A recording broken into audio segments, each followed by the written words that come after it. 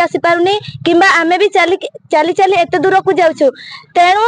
आमे एथिपाई जोगाजोग करिबु जे सरकार को सहित मोहन चरण मांझी को सहित जोगाजोग करिबु जे एही रास्ता जल्दी तुरंत बना ही जा भल ही जा आमे भी भलरे पाठ पढिबु आ बस भी निहाती जिबा आसीबा करि परबो हमर जीवन लक्ष्यटा को आमे सफल करिबु आ रास्ता भी भल ही जा कि एई कथा पाई सरकार माने भी ध्यान सुनतु आ आमे चाहूछु जे आमे ए रास्ता रु भल कि जिवो कि भल कि आसीबु हमर जेते असुविधा होछि कादु एते आमे केमिते एई गां टू से गां को केमिते जिवो कि बस पाखो को केमिते जिवो सेथिबा आमे जोगाजोग करूछु जे एही रास्ता तुरंत बना ही जा बोली देखंतु झील जने केते सुंदर कथा कहिला मोहन चरण माझी जे मुख्यमंत्री अछंती तांकु मध्य वार्ता देइचंते एही रास्ता जल्दी रु जल्दी